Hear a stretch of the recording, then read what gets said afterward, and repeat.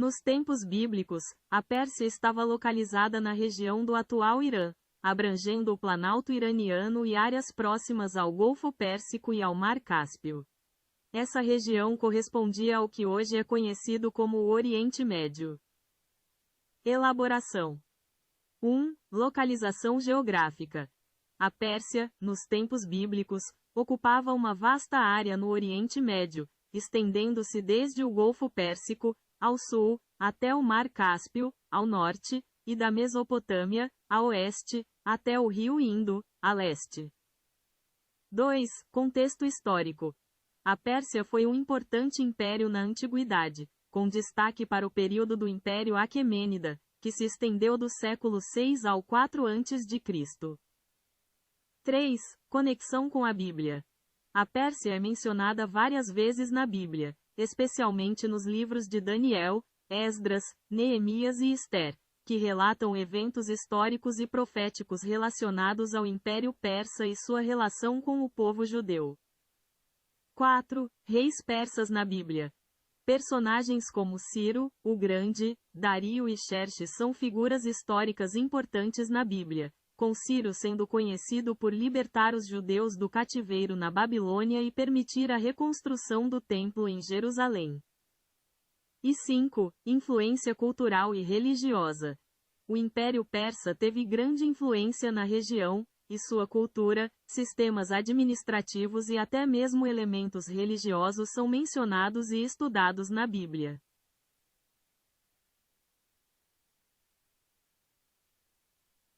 A terra de Uz, mencionada na Bíblia, especialmente no livro de Jó, localizava-se em uma região próxima ao deserto da Arábia, a sudeste do Rio Jordão.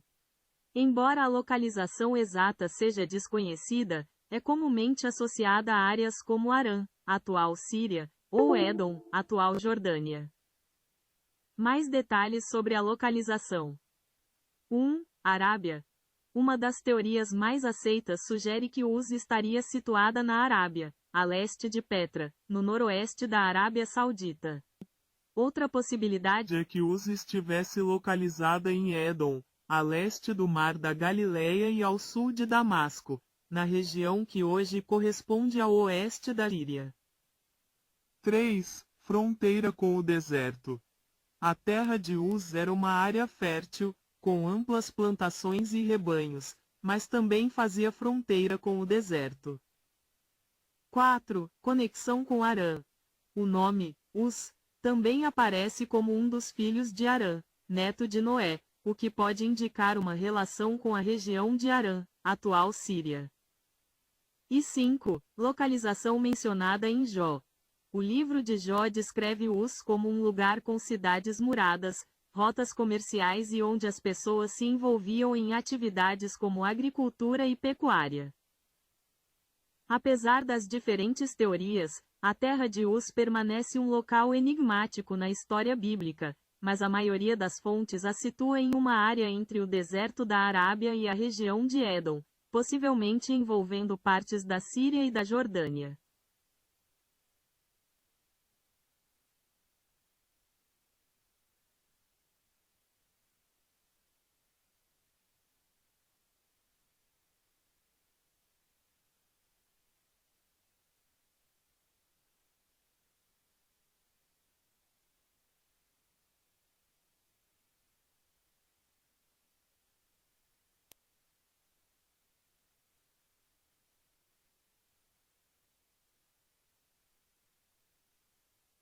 O orgasmo masculino é o ponto culminante de um processo fisiológico complexo, marcado por sensações intensas de prazer e culminando na ejaculação. Ele envolve a estimulação sexual que desencadeia uma série de reações no corpo, desde o aumento dos batimentos cardíacos e da pressão sanguínea até contrações musculares rítmicas que levam à ejaculação. Etapas do orgasmo masculino. 1. Fase de excitação. A estimulação sexual leva a um aumento gradual da excitação, com aumento da frequência cardíaca e respiratória, além de ereção do pênis. 2. Fase de platô. Nesta fase, a excitação se intensifica, com o aumento da tensão muscular e a manutenção da ereção. 3. Fase de orgasmo.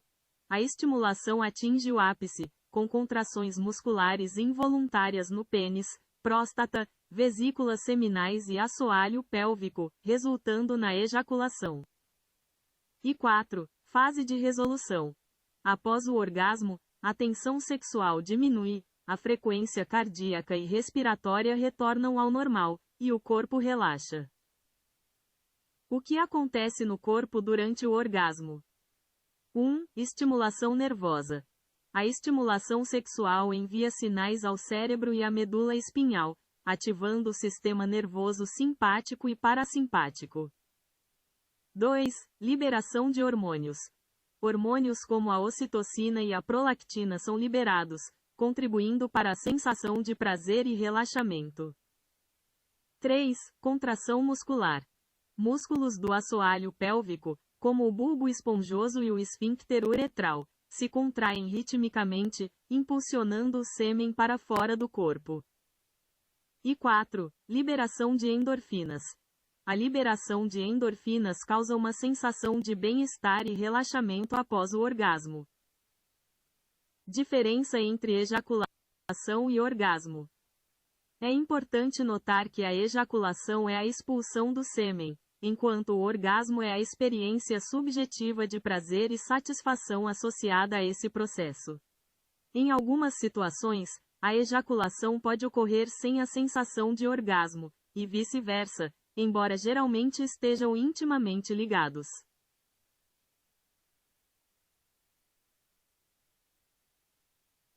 A crença popular de que os homens têm mais libido do que as mulheres é um mito. Estudos científicos recentes mostram que não existem diferenças significativas entre homens e mulheres em termos de desejo sexual. O desejo sexual é influenciado por diversos fatores, incluindo hormônios, estado emocional, experiências pessoais e fatores sociais e culturais, tanto para homens quanto para mulheres. Mitos sobre o desejo sexual. 1. Homens pensam em sexo o tempo todo. Este é um estereótipo comum, mas não é uma verdade absoluta. O desejo sexual masculino varia e é influenciado por diversos fatores, assim como o feminino.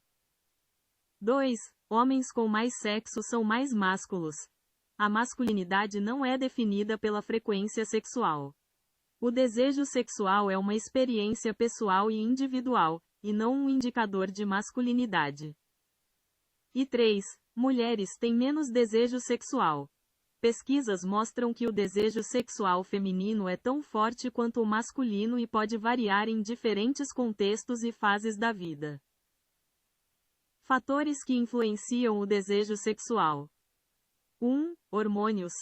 A testosterona desempenha um papel importante no desejo sexual masculino, mas também é importante em mulheres. Outros hormônios, como o estrogênio e a progesterona, também influenciam o desejo sexual feminino. 2. Estado emocional e mental. O estresse, a ansiedade, a depressão e outros fatores emocionais podem afetar o desejo sexual tanto em homens quanto em mulheres. E 3. Experiências pessoais. A qualidade das relações interpessoais, experiências sexuais passadas e fatores culturais e sociais podem influenciar o desejo sexual. Conclusão. Não existe uma resposta única para a pergunta sobre qual gênero tem mais desejo sexual. O desejo sexual é uma experiência complexa e multifacetada, influenciada por uma variedade de fatores biológicos, psicológicos e sociais, tanto para homens quanto para mulheres.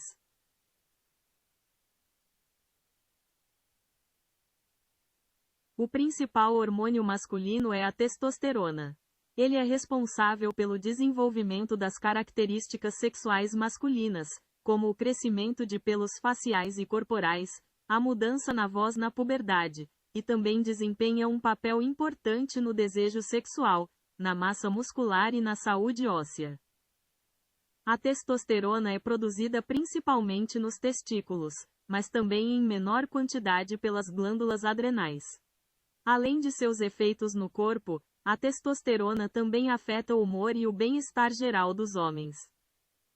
Existem outros hormônios que também desempenham um papel na saúde masculina, como o hormônio luteinizante, LH, e o hormônio folículo estimulante, FSH, produzidos pela hipófise, que estimulam a produção de testosterona nos testículos. A diminuição dos níveis de testosterona, conhecida como hipogonadismo masculino, pode levar a diversos problemas, como perda de massa muscular, fadiga, perda de libido e dificuldades de ereção. É importante procurar orientação médica se houver suspeita de deficiência de testosterona, para avaliação e tratamento adequado. Em homens, a testosterona é produzida principalmente nos testículos, enquanto nas mulheres, a produção ocorre principalmente nos ovários, com menor quantidade vindo das glândulas adrenais. A concentração de testosterona em homens adultos é cerca de 7 a 8 vezes maior do que em mulheres adultas segundo o laboratório exame.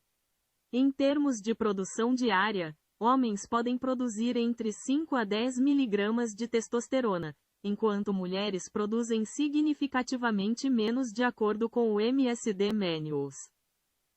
Produção de testosterona. Homens, principalmente nos testículos, com uma pequena contribuição das glândulas adrenais. Mulheres, principalmente nos ovários, com uma contribuição das glândulas adrenais e conversão periférica de outros hormônios segundo o Instituto Verham. Níveis de testosterona. Homens. Em homens adultos, os níveis normais variam entre 300 e 1000 nanogramas, DL, informa o laboratório exame. Mulheres. Em mulheres adultas, os níveis normais são significativamente mais baixos, geralmente entre 15 e 70 nanogramas, DL. Após a menopausa, a produção de testosterona diminui ainda mais segundo a clínica mãe. Importância da testosterona. Homens. Essencial para o desenvolvimento de características sexuais masculinas, produção de espermatozoides e manutenção da massa muscular e óssea. Mulheres. Importante para a saúde óssea, massa muscular, desejo sexual e função reprodutiva. Esse texto é apenas para fins informativos. Para orientação ou diagnóstico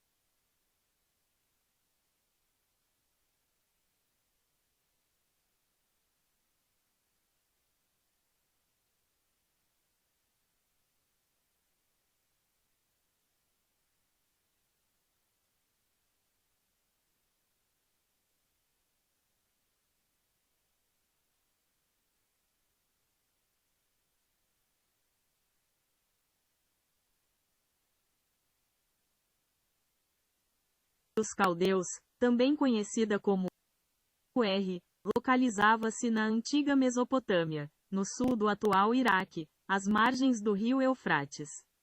Especificamente, a cidade ficava próxima ao local onde hoje está a cidade de Tel el-Muqayyir, a cerca de 16 quilômetros a sudoeste de Nassíria, no sul do Iraque. A cidade de Ur foi um importante centro da antiga civilização suméria e, posteriormente, também foi habitada pelos caldeus. Ela é famosa por ter sido o local de nascimento de Abraão, figura central nas tradições judaica, cristã e islâmica. Em termos de localização geográfica. 1. Sul da Mesopotâmia. Ur estava localizada na região sul da Mesopotâmia, também conhecida como Caldeia, que atualmente corresponde ao território do Iraque, Síria e Turquia. 2. Rio Eufrates. A cidade situava-se às margens do rio Eufrates, um dos dois rios principais da Mesopotâmia. 3. Golfo Pérsico. A cidade ficava próxima ao Golfo Pérsico, o que a tornava um importante centro de comércio e navegação. E 4. Tel el-Muqayyan. As ruínas da antiga Ur estão localizadas no local onde hoje está Tel el-Muqayyan, um sítio arqueológico que preserva vestígios da cidade antiga.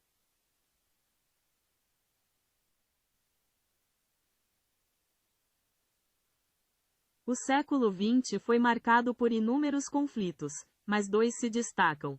A Primeira Guerra Mundial, 1914 a 1918, e a Segunda Guerra Mundial, 1939 a 1945. Além dessas, houve diversas outras guerras e conflitos, incluindo guerras civis, guerras coloniais e conflitos regionais.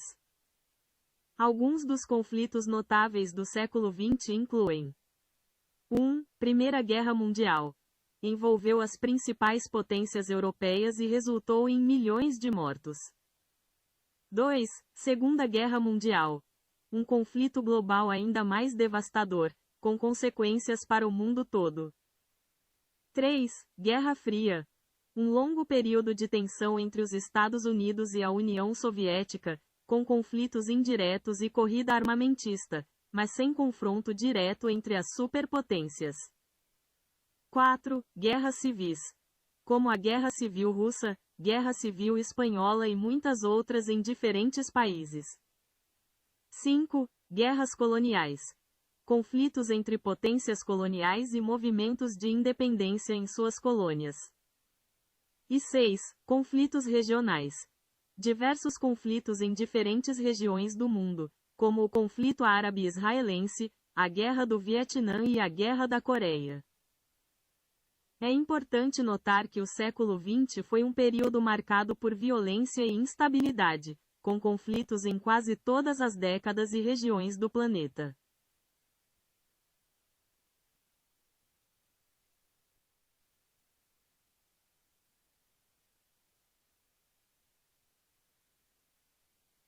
A uma velocidade média de 1.670 km por hora no Equador de acordo com a exame. Essa velocidade, no entanto, diminui à medida que nos aproximamos dos polos, pois o diâmetro do planeta é menor nessas regiões. Essa rotação, que leva aproximadamente 24 horas, é responsável pela sucessão dos dias e noites. Em detalhes. 1. Rotação. A Terra gira em torno de seu próprio eixo, completando uma volta a cada 24 horas, o que cria o ciclo de dia e noite. 2. Velocidade no Equador. A velocidade de rotação no Equador é de aproximadamente 1.670 km por hora. 3. Velocidade nos polos. Nos polos, a velocidade de rotação é praticamente zero. 4. Inércia. Apesar da alta velocidade, não sentimos a Terra girar devido à inércia. A atmosfera e tudo na Terra estão se movendo na mesma velocidade, o que elimina a sensação de movimento. E 5. Movimento de translação. Além da rotação, a Terra também realiza o movimento de translação, girando em torno do Sol, a uma velocidade média de 107.218 km por hora. Na área da medicina, vários cientistas se destacaram por suas descobertas revolucionárias. Entre eles, Hipócrates é conhecido como o pai da medicina, enquanto Andreas Vesalius fundou a anatomia moderna. Edward Jenner desenvolveu a primeira vacina contra a varíola, e Alexander Fleming descobriu a penicilina, um marco na luta contra infecções bacterianas. No Brasil, Carlos Chagas descobriu a doença que leva seu nome, e Vital Brasil desenvolveu soros antiofídicos. Além disso, Louis Pasteur foi um pioneiro na microbiologia e na pasteurização. Grandes cientistas e suas descobertas. 1. Hipócrates, c. 460 c. 370 a.C., médico grego considerado o pai da medicina ocidental. Ele estabeleceu a ética médica e desenvolveu métodos de diagnóstico e tratamento baseados na observação e na experiência clínica. 2. Andreas Vesalius, 1514 a 1564, médico e anatomista belga, considerado o fundador da anatomia moderna. Publicou De Humani Corporis Fabrica, uma obra seminal que revolucionou a compreensão do corpo humano. 3. Edward Jenner, 1749 a 1823, médico britânico que desenvolveu a primeira vacina contra a varíola. Sua descoberta marcou o início da imunização em massa e da prevenção de doenças infecciosas. 4. Louis Pasteur, 1822 a 1895, químico e bacteriologista francês, pioneira na microbiologia. Pasteur desenvolveu a pasteurização, um processo de aquecimento para eliminar micro-organismos causadores de doenças em alimentos e bebidas. 5. Anthony van Leeuwenhoek, 1632 a 1723, naturalista holandês, considerado o pai da microbiologia. Ele aprimorou o microscópio e foi o primeiro a observar e descrever micro-organismos, como bactérias e protozoários. 6. William Harvey, 1578 a 1657, médico inglês, famoso por suas descobertas sobre a circulação sanguínea. Ele demonstrou que o sangue circula pelo corpo impulsionado pelo coração, contrariando a teoria vigente na época. 7. Alexander Fleming, 1881 a 1955, farmacologista e bacteriologista escocês, descobridor da penicilina. Sua descoberta acidental revolucionou o tratamento de infecções bacterianas e salvou milhões de vidas. James Watson, nascido em 1928, e Francis Crick, 1916 a 2004, biólogos americanos e britânico, respectivamente, que, juntamente com Maurice Wilkins, 1916 a 2004, desvendaram a estrutura em dupla hélice do DNA, a molécula da vida. Carlos Chagas, 1879 a 1934, médico e cientista brasileiro, descobridor da doença de Chagas, causada pelo protozoário Trypanosoma cruzi. Vital Brasil, 1865 a 1950, médico sanitarista e cientista brasileiro, conhecido por suas pesquisas sobre venenos de animais peçonhentos e desenvolvimento de soros antiofídicos. Gertrude Bairro Elion, 1918 a 1999, bioquímica e farmacologista americana, ganhadora do Prêmio Nobel de Fisiologia ou Medicina por suas descobertas de novos medicamentos para tratar doenças como a leucemia e a herpes. Françoise Barré-Sinoussi, nascida em 1947, virologista francesa, co-descobridora do vírus HIV, causador da AIDS. E Jaqueline Gous de Jesus, nascida em 1990, biomédica brasileira, coordenadora da equipe que sequenciou o genoma do coronavírus SARS-CoV-2 no Brasil.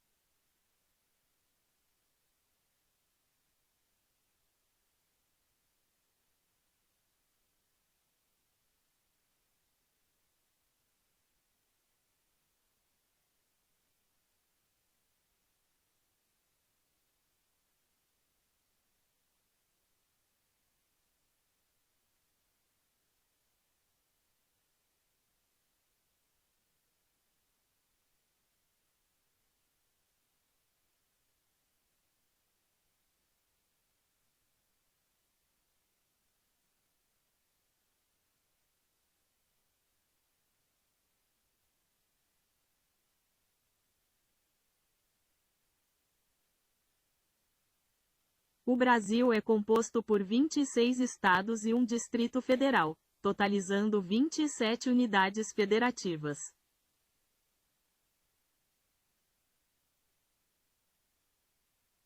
Em 2022, havia 47,4 milhões de evangélicos no Brasil, representando 26,9% da população. Este número representa um aumento significativo em relação a 2010, quando 21,6% da população se declarava evangélica. O censo demográfico de 2022 revelou que o número de católicos no Brasil diminuiu, enquanto o número de evangélicos e pessoas sem religião aumentou. Os evangélicos são agora o grupo religioso que mais cresceu entre 2010 e 2022. O crescimento do número de evangélicos no Brasil tem sido impulsionado, em parte, pelo aumento do número de jovens e mulheres que se declaram evangélicos. Em termos de distribuição geográfica, o censo de 2022 mostrou que o norte do Brasil é a região com maior proporção de evangélicos, enquanto o Piauí tem a menor proporção.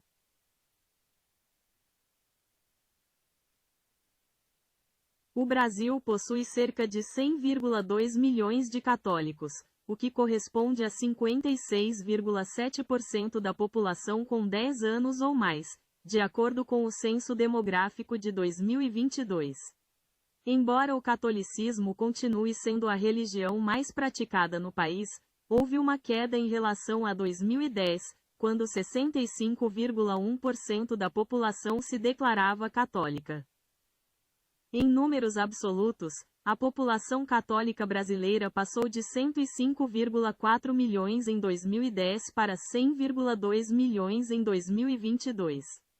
Paralelamente, o número de evangélicos cresceu, atingindo 47,4 milhões em 2022, e a população sem religião também aumentou, chegando a 16,4 milhões. Apesar da queda percentual, o Brasil ainda é o país com o maior número de católicos no mundo. No entanto, a proporção de católicos em relação à população total tem diminuído ao longo dos anos.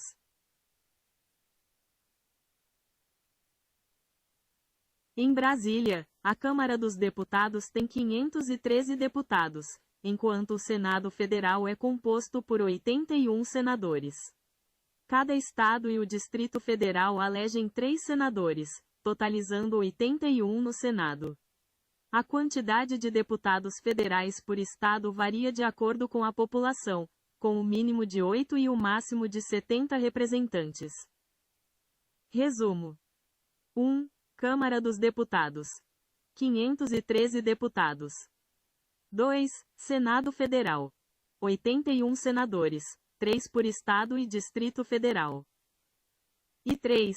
A quantidade de deputados federais por Estado é proporcional à população, com um mínimo de 8 e um máximo de 70.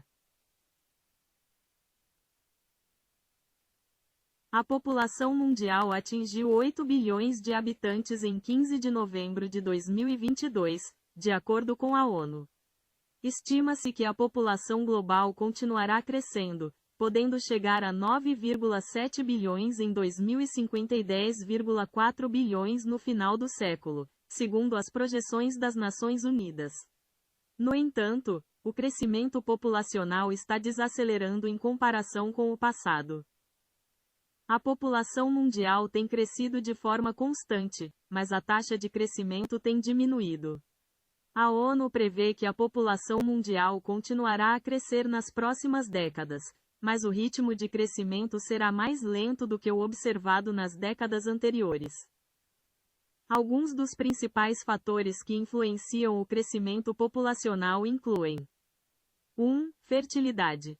A taxa de fertilidade, ou seja, o número médio de filhos por mulher, é um fator importante no crescimento populacional. Países com altas taxas de fertilidade tendem a ter um crescimento populacional mais rápido. 2. Mortalidade. A taxa de mortalidade, ou seja, o número de óbitos por 1.000 habitantes, também influencia o crescimento populacional.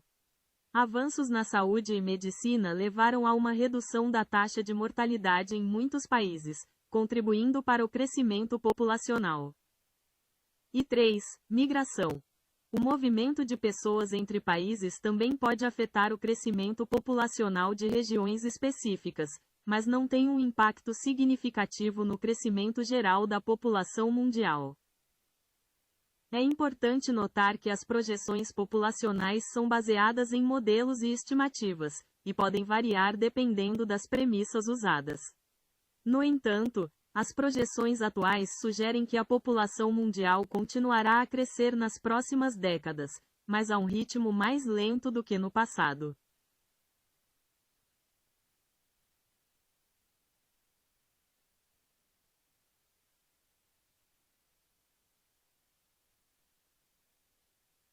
A população cristã mundial é de aproximadamente 2,4 bilhões de pessoas, o que representa cerca de 1/3 da população global.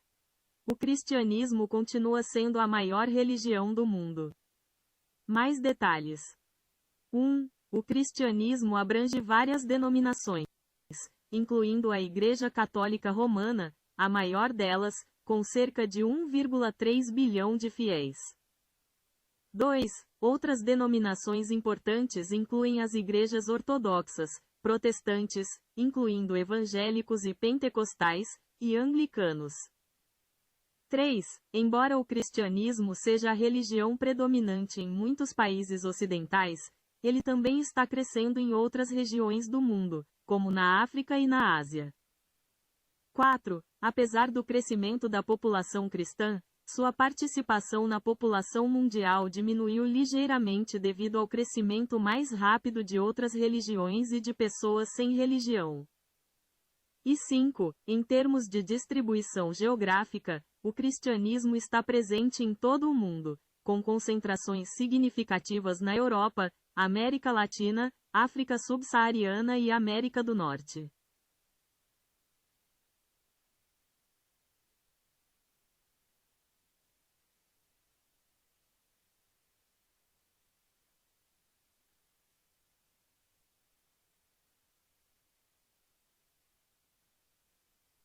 Os evangelhos foram escritos em um período que se estende do final do século I d.C. ao início do século II d.C.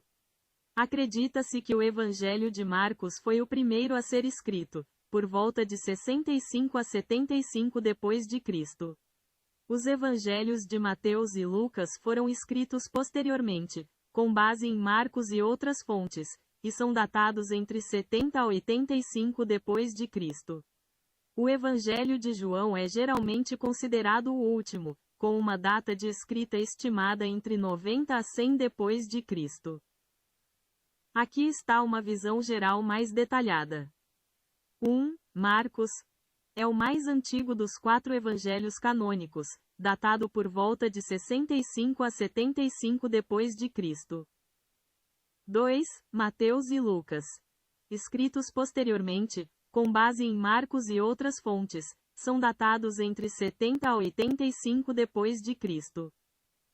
E 3. João, considerado o último, com uma data de escrita estimada entre 90 a 100 d.C. Essas datas são baseadas em análises de manuscritos, estilo literário e referências a eventos históricos. As cartas de Paulo foram escritas entre os anos 48 e 67 d.C., aproximadamente. As primeiras cartas, como as de Tessalonicenses, foram escritas por volta de 50 a 52 d.C., enquanto as cartas posteriores, como as pastorais, foram redigidas mais perto do fim da vida de Paulo, entre 60 d.C. Cronologia aproximada das cartas de Paulo. 1 e 2 Tessalonicenses. Escritas em Corinto entre 50 a 52 d.C. 2. Gálatas. Escrita entre 53 a 55 d.C., possivelmente de Éfeso ou Antioquia. 3. 1 e 2 Coríntios. escritas entre 53 a 56 d.C., a primeira de Éfeso e a segunda da Macedônia. 4. Romanos, escrita em Corinto em 57 d.C. 5. Filipenses, Colossenses e Filemon, escritas durante a prisão de Paulo em Roma, por volta de 61-62 d.C. 6. Efésios, escrita durante a prisão em Roma, entre 61 e 62 d.C. 7. 1 Timóteo e Tito, escritas entre 63 a 65 d.C., possivelmente da Macedônia. E 8. 2 Timóteo, escrita de Roma, durante a última prisão de Paulo, pouco antes de sua morte, por volta de 66-67 d.C. É importante notar que a ordem exata de algumas cartas pode ser debatida entre os estudiosos, mas a cronologia geral apresentada aqui é amplamente aceita.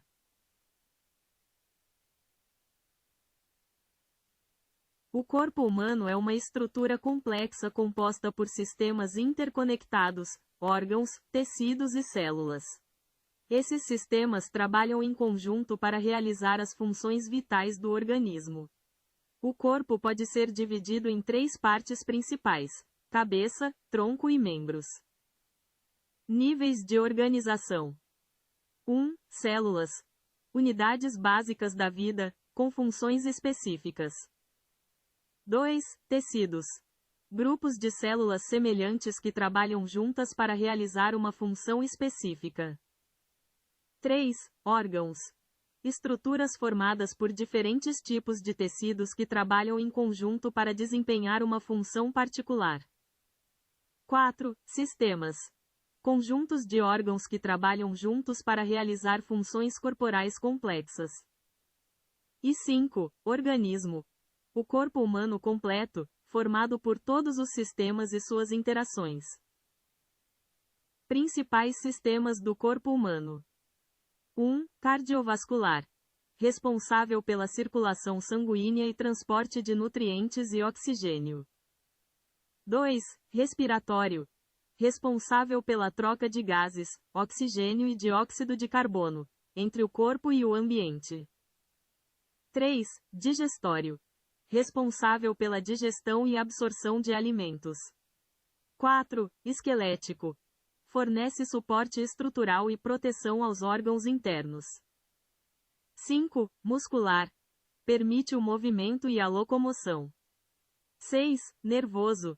Responsável pelo controle e coordenação das funções corporais através de sinais elétricos e químicos. 7. Endócrino. Produz hormônios que regulam diversas funções corporais. Imunológico. Defende o corpo contra agentes patogênicos e doenças. Excretor, urinário. Remove resíduos metabólicos e excesso de água do corpo. Reprodutor.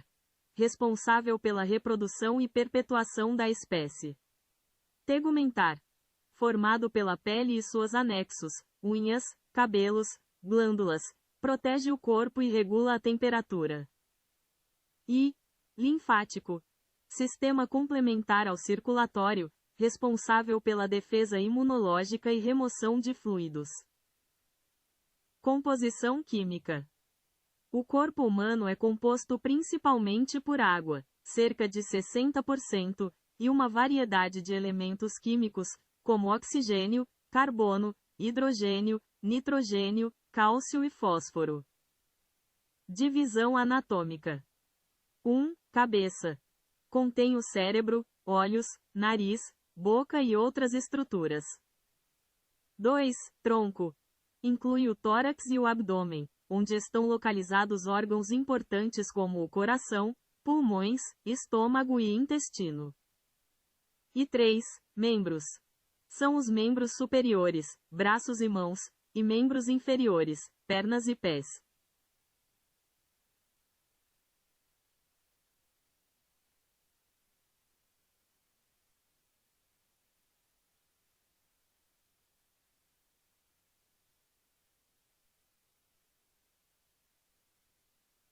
O envelhecimento do corpo humano é um processo complexo e multifacetado, resultante da interação de fatores biológicos, moleculares, celulares, comportamentais e ambientais ao longo do tempo.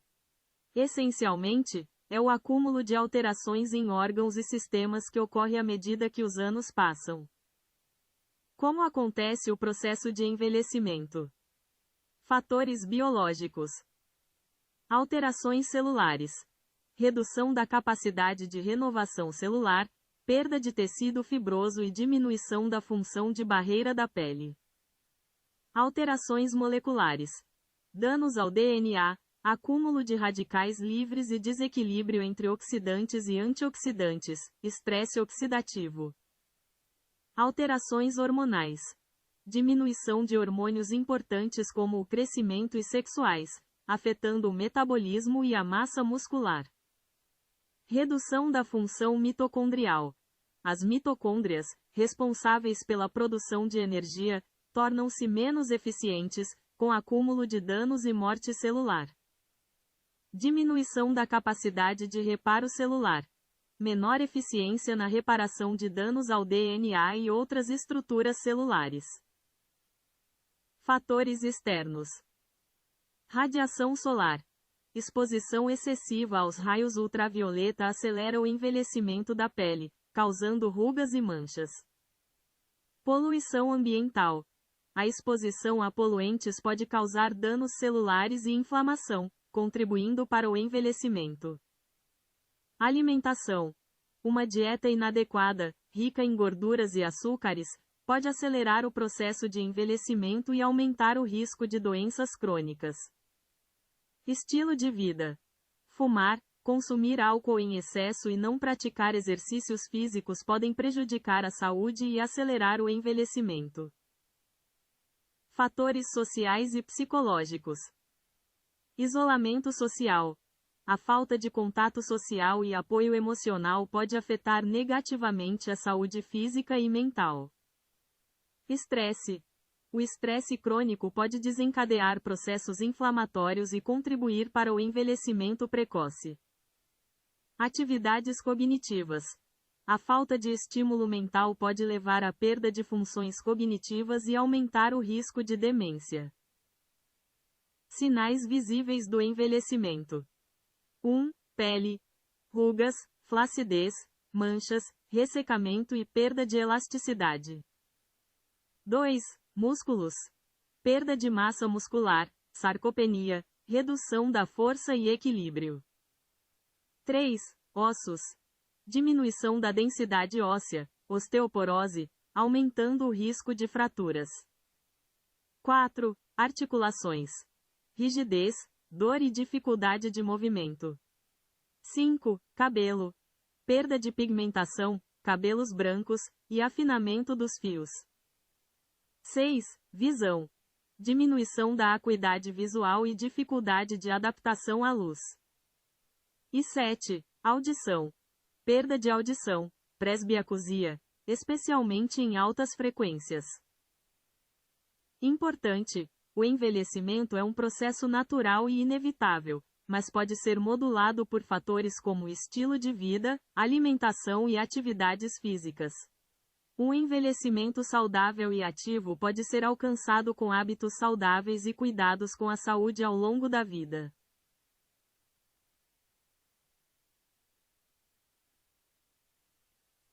A Constituição Geográfica do Brasil refere-se à sua localização, extensão territorial, divisões regionais e limites fronteiriços. O Brasil é o maior país da América do Sul e o quinto maior do mundo, com uma área de 8.514.876,599 km². Está localizado na América do Sul, cortado pela linha do Equador e pelo Trópico de Capricórnio, com a maior parte do território na zona intertropical. O Brasil faz fronteira com quase todos os países da América do Sul, exceto Equador e Chile. Localização e extensão. 1. O Brasil está localizado na parte centro-oriental da América do Sul, ocupando uma área de 8.514.876,599 km². 2. É o maior país da América do Sul e o quinto maior do mundo. 3. O território brasileiro é cortado pela linha do Equador, com 7% ao norte e 93% ao sul da linha. E 4. O Trópico de Capricórnio também corta o Brasil, com 92% do território na zona intertropical e 8% na zona temperada do sul. Divisão territorial e regional. 1. O Brasil é uma república federativa, composta por 26 estados e o Distrito Federal, com 5.570 municípios. 2. O país é dividido em 5 grandes regiões geográficas: Norte, Nordeste, Centro-Oeste, Sudeste e Sul. E 3. Além das regiões geográficas, o território também pode ser dividido em 3 regiões geoeconômicas: Amazônia, Nordeste e Centro-Sul. Fronteiras. 1. O Brasil faz fronteira com todos os países da América do Sul, exceto Equador e Chile. 2. Ao norte, faz fronteira com Guiana Francesa, Suriname, Guiana, Venezuela e Colômbia. 3. Ao sul, faz fronteira com Uruguai e Argentina. E 4. Ao oeste, faz fronteira com Paraguai, Bolívia e Peru. Pontos extremos. 1. O ponto mais setentrional é o Monte Caburaí, em Roraima. 2. O ponto mais meridional é o Arroio Chuí, no Rio Grande do Sul. 3. O ponto mais oriental é a Ponta dos Seixas, na Paraíba. E 4. O ponto mais ocidental é a Serra da Contamana, no Acre. O Pico da Neblina, o ponto mais alto do Brasil, está localizado no extremo norte do estado do Amazonas, na Serra do Imeri, próximo à fronteira com a Venezuela. Sua altitude é de 2.995,3 metros. Em comparação com outros picos notáveis do Brasil, o Neblina se destaca como o mais alto, seguido pelo Pico 31 de Março, 2.974,18 metros, e pelo Pico da Bandeira, 2.891,32 metros, segundo o IBGE. Localização e características. 1. Estado: Amazonas. 2. Região: Serra do Imeri, na fronteira com a Venezuela. 3. Altitude: 2.995,3 metros. E 4. Importância: ponto mais alto do Brasil e parte de uma área de grande biodiversidade e beleza cênica, o Parque Nacional do Pico da Neblina. Relação com outros picos. O Pico da Neblina é significativamente mais alto que outros picos brasileiros notáveis, como o Pico 31 de Março e o Pico da Bandeira. Enquanto o Pico da Neblina atinge 2.995,3 metros, o Pico 31 de Março, seu vizinho mais próximo, tem 2.974,18 metros, e o Pico da Bandeira, terceiro mais alto, tem 2.891,32 metros. A faixa litorânea do Brasil, banhada pelo Oceano Atlântico, possui cerca de 7.367 quilômetros de extensão, que se estende do Amapá ao Rio Grande do Sul. Se considerarmos todas as reentrâncias e saliências, esse número aumenta para 9.200 quilômetros. O litoral brasileiro é caracterizado pela diversidade de paisagens, incluindo praias, falésias, dunas, manguezais, recifes e baías. Características da faixa litorânea do Brasil. 1. Extensão: 7.367 quilômetros, sem considerar reentrâncias e saliências, e 9.200 quilômetros, com reentrâncias e saliências. 2. Banhado pelo Oceano Atlântico. A costa brasileira está totalmente voltada para o Oceano Atlântico. 3. Divisão em zonas. O litoral brasileiro pode ser dividido em 4 zonas: litoral amazônico, litoral nordestino, litoral sudeste e litoral sul. 4. Diversidade de paisagens. O litoral brasileiro apresenta uma grande variedade de paisagens, como praias, falésias, dunas, manguezais, recifes e baías. 5. Importância econômica e ambiental. A faixa litorânea brasileira desempenha um papel crucial na economia, devido às atividades pesqueiras, turismo e transporte marítimo. Além disso, abriga diversos ecossistemas importantes como manguezais e restingas. 6. Estados litorâneos. Dos 26 estados brasileiros, 17 possuem litoral, sendo que 9 não têm acesso ao mar. E 7. Importância histórica. A zona costeira brasileira foi fundamental na formação e desenvolvimento do país, sendo palco de importantes eventos históricos e culturais. Estados com maior e menor extensão litorânea. Maior litoral. O estado da Bahia possui o maior litoral do Brasil, com aproximadamente 1.100 quilômetros. Menor litoral. O estado do Piauí possui o menor litoral do Brasil, com cerca de 66 quilômetros.